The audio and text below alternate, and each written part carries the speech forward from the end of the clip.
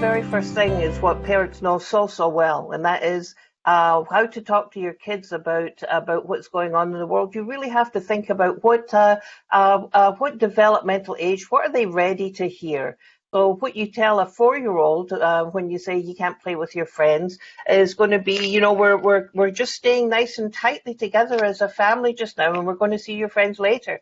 Compared to your 14, 15-year-old, you can say that, you know, there is a concern in the world about a virus that's causing lots of people to be sick. So we have to really think about being emotionally close, but physically separate. So I think first of all, think about the age of the child. The other point, and Anne, I'll let you have a word in it. And the other is to ask them what they already know about it, and what are they thinking about it.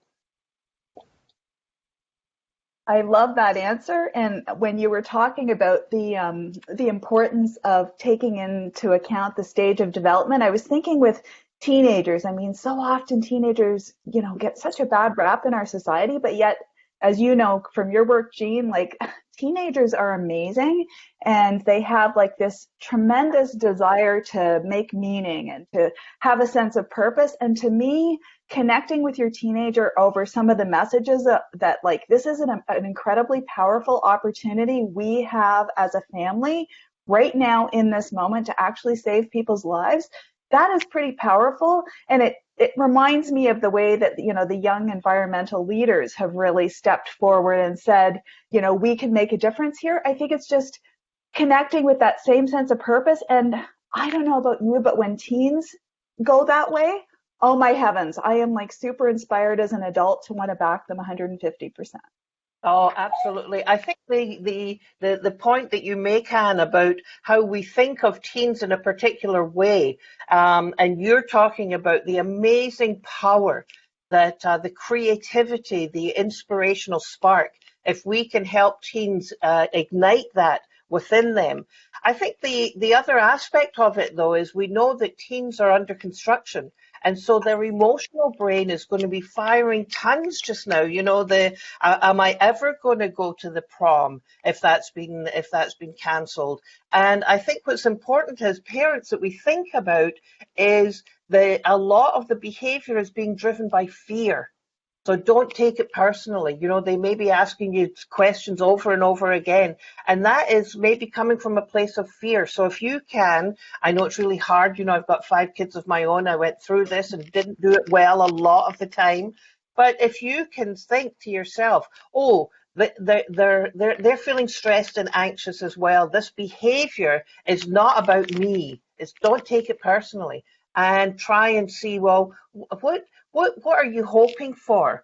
What's important to you? What do you need right now? If we can help our young people get to those answers, but we need to take our own breath first, take a step back. I love that so much, Jean, and especially thinking about you know, a young person who might even feel guilty about some of the things they're feeling, like, you know, we're talking about the fact that, you know, older people or, you know, somebody with an illness or just some random healthy person could get sick if I don't do this physical distancing thing. And yet I'm worried about my prom being messed up, or that, you know, I miss my boyfriend and so on. I think as parents, like, we can totally validate all those emotions.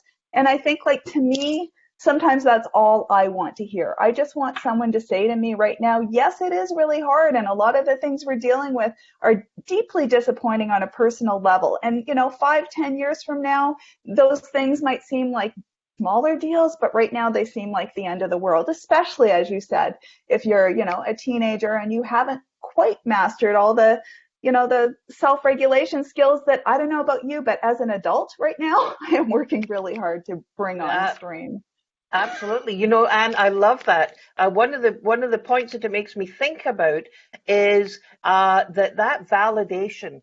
As parents, I know I want to fix my kids' challenges and problems. I want them not to be suffering or not to be upset.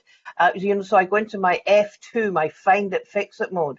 But your point is so important, that it really is about validating the feelings. It's about being present so that they feel felt. Sometimes that is all that they need. And that's what we need to keep in mind in these times as well, for sure, for sure.